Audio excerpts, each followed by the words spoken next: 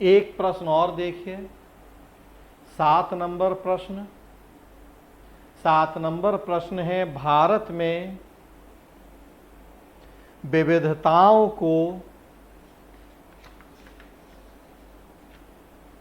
मिटाने की जगह विविधताओं को बनाए रखते हुए एकता की कोशिश की गई।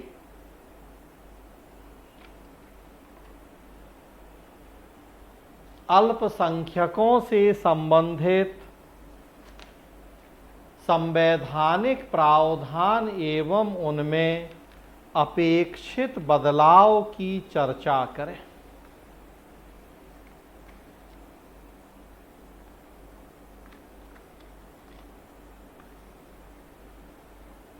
In India, instead of eradicating diversities, there has been a constant effort to assimilate the diversities and to establish unity in the process. अल्पसंख्यकों के अधिकारों से जुड़ा हुआ प्रश्न है, मूल अधिकारों से ही जुड़ा हुआ है।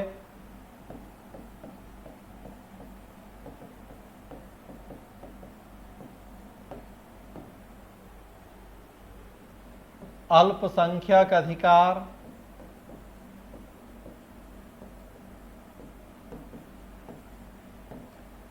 मतलब मूल अधिकारों से ही जुड़ा प्रश्न ये भी है। पिछला प्रश्न भी मूल अधिकार से ही जुड़ा था, वो आर्टिकल 27 की बात कर रहा था, और ये भी वहीं से जुड़ा है। मुख्यतः आप देखेंगे तो ये आर्टिकल 29 और 30 से जुड़ा हुआ प्रश्न है। आर्टिकल 29-30 जहाँ संस्कृति और शिक्षा संबंधी अधिकार है,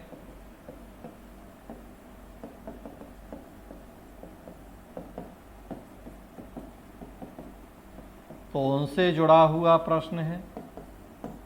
आंसर की शुरुआत करें आप, भारत एक विविधतापूर्ण समाज है, वहां से।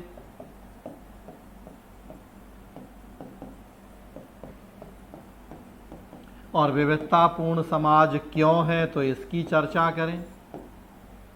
पिछले 2000-3000 साल का जो इतिहास है, जितने उसमें विदेशी आक्रमणकारी आए हैं, बहुत सारे यहीं बस गए हैं, कुछ वापस भी चले गए।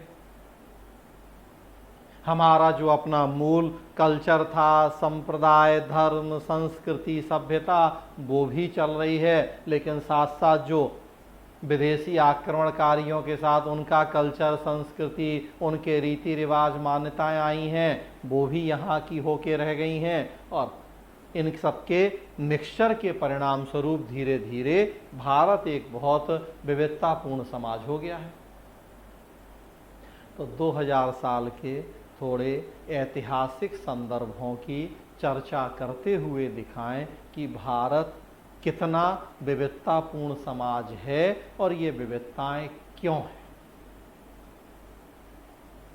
और तब फिर आए आप जो मेन बॉडी है प्रश्न की, कि इन विविधताओं को मिटाने की जगह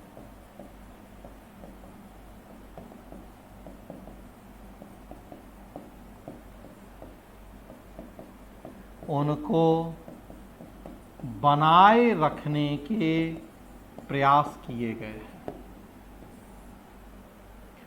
विविधताओं को मिटाने की जगह बनाए रखने के प्रयास किए गए हैं। कहाँ प्रयास किए गए हैं, तो पूरा अब आपको फिर फैक्चुअल हो जाएगा।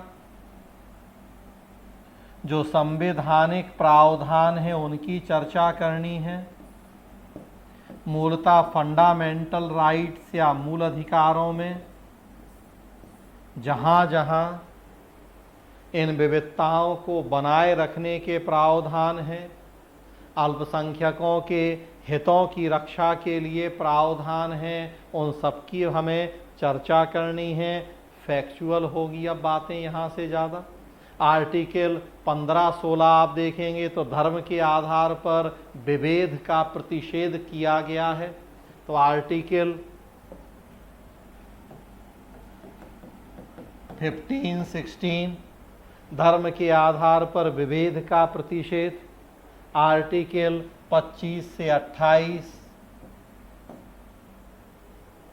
धार्मिक स्वतंत्रता, धार्मिक प्रबंधन के अधिकार, आर्टिकल 29-30। संस्कृति शिक्षा संबंधी अधिकार,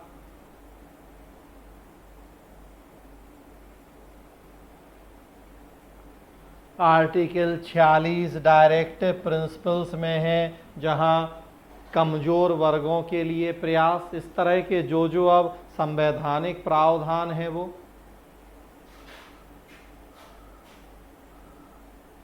कुछ आप डेटा उठा लीजिए कि अल्पसंख्यकों का प्रतिनिधित्व कितना में है, शिक्षा में, स्वास्थ्य में, रोजगार में। तो संवैधानिक प्रावधानों की चर्चा करना है डिटेल। अल्पसंख्यकों के प्रतिनिधित्व से जुड़े हुए कुछ डेटा आप यहाँ दिखा सकते हैं। संसद में कितना प्रतिनिधित्व है, राज्य विधानसभा में कितना प्रतिनिधित्व है, शिक्षा की स्थिति क्या है, स्वास्थ्य की स्थिति क्या है, लोक सेवाओं में कितना प्रतिनिधित्व है।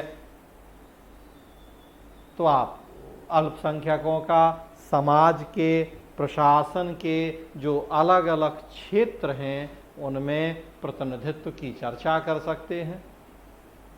और लास्ट में फिर अपेक्षित बदलाव की चर्चा करना।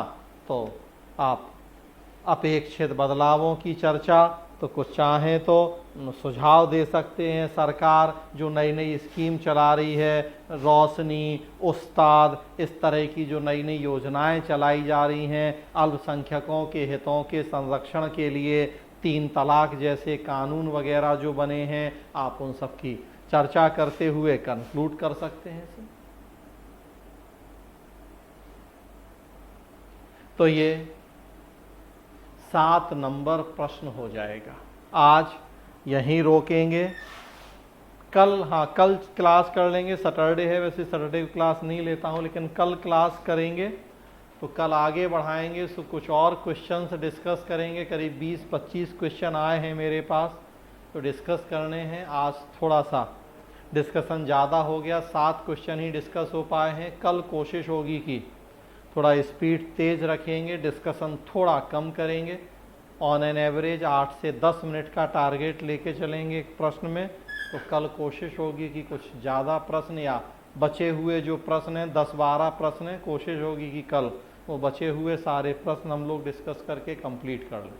तो आज इतना ही, धन्यवाद। कल हम लोग मिलेंगे फिर से, समय यही होगा 10:30।